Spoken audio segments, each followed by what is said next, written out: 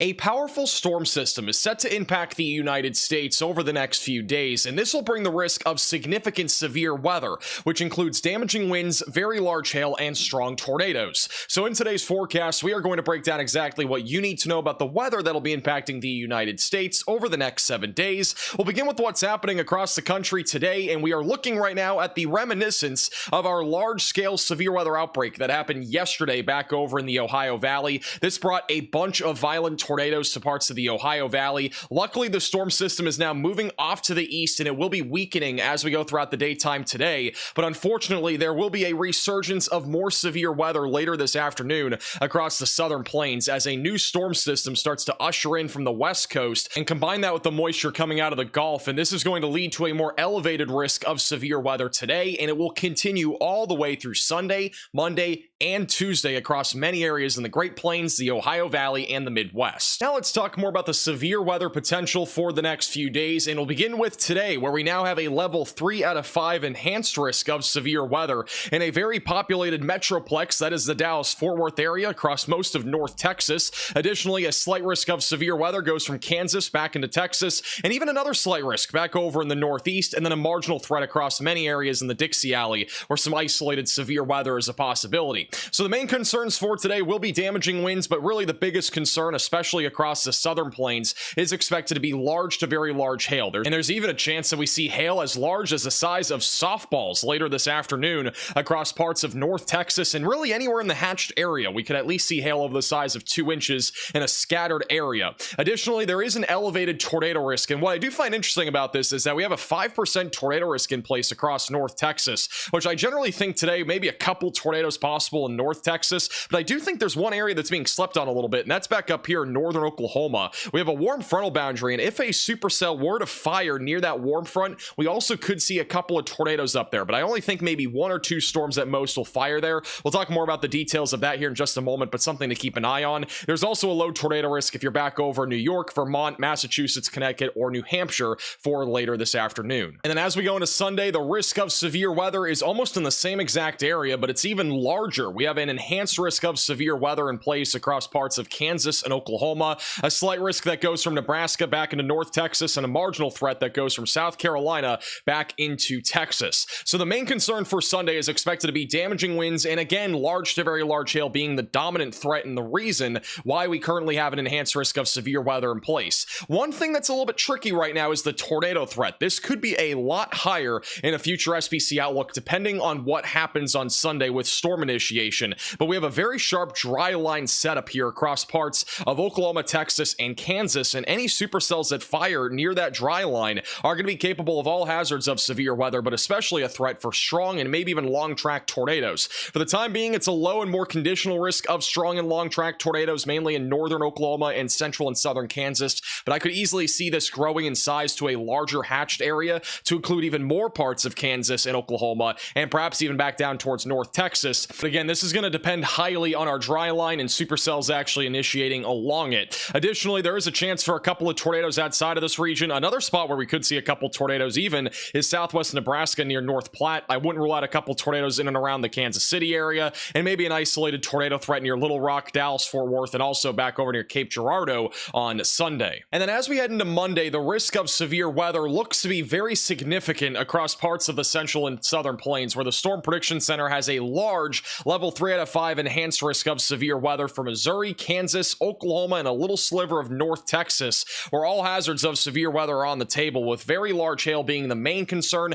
damaging winds, and then a tornado risk looks pretty potent right now for Monday. We could easily see some strong and long track tornadoes, but there are some uncertainty details when it comes to purely what the storm mode is going to be here across the Great Plains, in addition to where our warm frontal boundary will be positioned and how much wind shear is going to be available. All those are still uncertainty points as of right now, but Monday does appear as if it could be a big day. Before we go any further into today's forecast, I've got to talk to you about something amazing I've discovered thanks to today's sponsor, MyHeritage. If you haven't already heard of it yet, MyHeritage is a powerful family tree research platform with over 6.3 billion profiles and more than 55 million family trees. All it takes is just adding a few people to MyHeritage, sometimes as few as 4, and you can grow your family tree by the dozens. In just minutes, I trace my lineage all all the way back to my great-great-great-great-great-grandfather, who was born in England in 1792 and later emigrated to Canada. Something even cooler that I discovered is that there are tons of vintage newspapers that displayed my parents and grandparents from over 50 years ago. I even found a newspaper that was the exact week my dad was born. And the best part is that it is super easy to track down these historical gems on MyHeritage. All you have to do is click the little orange icon and confirm if the match looks right.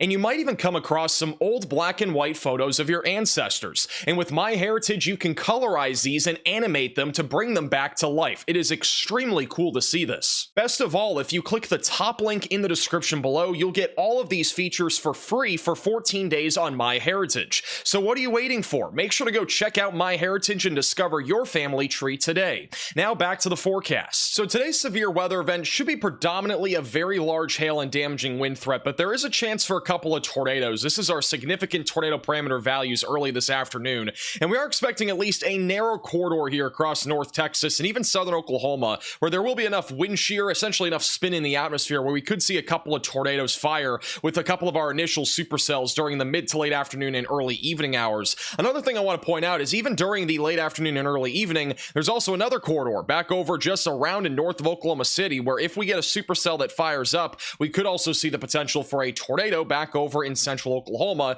during the early evening hours. So that's something else to keep a close eye on. And then as we go into the late evening and even closer to the overnight hours, there will still be a very low tornado risk across a very narrow corridor from the Mississippi River Valley back towards around Austin, Texas. But I think generally speaking, our main concern will be during the mid to late afternoon and early evening across the southern plains. So here's the timing for today. Not really much is going to be happening throughout the morning hours, but by around 3 to 4 o'clock is when storms will begin to initiate across the Red River Valley and also back over near Abilene, Texas. The main concern out of these initial storms will be very large hail, which could be as large as the size of softballs. There's also going to be more elevated tornado risk out of these initial supercells, mainly around and just west of Dallas-Fort Worth by around 4, 5, 6 o'clock. But this should quickly upscale into a line of thunderstorms across North Texas, where damaging winds, hail, and then a low tornado risk will continue into the evening hours. Notice how the HRRR is also painting a picture where we could have one supercell near our warm frontal boundary right around 7 o'clock this evening, and if that ends up happening, we could definitely see a potential tornado threat up there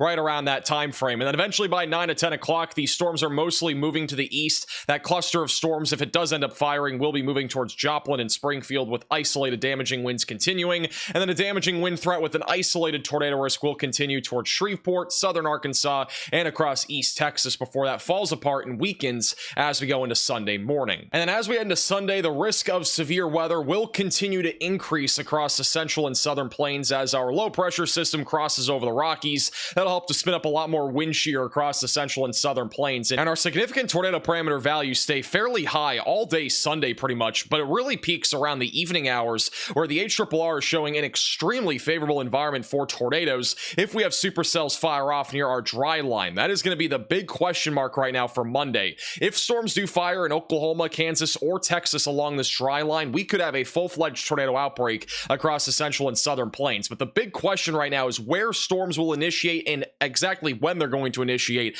will play a big factor in terms of what our severe weather threat is going to be here as we go into Sunday. So this is what the timing looks like on Sunday. A few storms will be out there during the morning hours in Oklahoma and Arkansas. Nothing really too crazy, just a little bit of isolated wind and hail. By the afternoon, the HRRR is indicating that there could be a bunch of storms firing off, but this is well out in front of our dry line, which means most of these will be hail and wind producers, but there will be a chance for a tornado or two as these storms evolve and move east. But the main event really is not this storm activity. It would be more geared towards what happens near this dry line, and if storms do initiate during the afternoon or evening hours, we could have a full-fledged outbreak here across the central and southern plains. But again, it's going to be highly contingent on storms firing there, which right now the HRRR model does not show, but that could definitely change as we get closer. Again, computer models do frequently change even within 24 hours of an event, so we definitely need to keep a very close eye on this, as a tornado outbreak would be likely if storms do fire near the dry line. Further to the north, our significant tornado parameter values are going to be pretty elevated. We even have a narrow corridor back up into Nebraska and northern Kansas, where we could even see a strong tornado there as well. But notice how the STP values stay pretty high throughout the really during the afternoon all the way even through the early evening, and by around midnight or so the values are still very high across Kansas and Oklahoma. So any supercells that take advantage of this environment could produce strong or even long track tornadoes. Right now the thinking is that we'll have some scattered showers and thunderstorms out there throughout the middle and end of the afternoon hours. A lot of quantities will be mostly wind and hail, but we could start to see a tornado threat become a bit more elevated as we go into the late afternoon and early evening, embedded in a bunch of rain. So these will be high precip supercells. It also depicts that we could see a few supercells back up in Nebraska, but if these are north of our warm front, they will struggle to produce any threat of a tornado. It would be more of a hail threat. And by the late evening, these storms are spreading out into Missouri, eastern Kansas, and Arkansas, and this will eventually continue as a wind and hail threat and a low tornado risk. But again, there is a high ceiling right now for both Sunday and Monday in the central and southern plains. Even though the models don't show anything too crazy yet, I do think it might look pretty crazy by tomorrow if things start to change a little bit. Now, beyond Sunday, our severe weather threat is expected to continue to stay elevated across much of the Great Plains and eventually through the Ohio Valley and Midwest. As we go into Monday, this is the NAM model showing our significant tornado parameter values, and it shows a very large warm sector where we could actually have the threat of strong and long track tornadoes, significant damaging winds, and very large hail across a very large area on Monday. But it's going to come down to storm initiation and also storm mode, which we're not 100% certain on as of right now, but as certainty grows, we'll have a better idea of what's going to be happening on Monday, and the severe weather threat will even continue into Tuesday back over in the Midwest and along the Mississippi River Valley. So we are expecting a long threat here of severe weather over the next 4 to 5 days. Make sure that you have multiple ways to receive alerts, have a tornado action plan ready to go if you're in any risk of severe weather over the next few days, and we will likely be live every single day for the next several days with live severe weather coverage, so make sure you are subscribed to the channel. Now, here's the future radar. As we go beyond Sunday and Monday, this large low pressure system will move into the central plains. On Monday, we are expecting some significant severe weather to take place across many areas in the mid-Mississippi River Valley and the central and southern plains, where all hazards of severe weather are on the table. As we go into early Tuesday, this low pressure system will be spinning right over the Midwest, where there will be an additional risk of severe weather.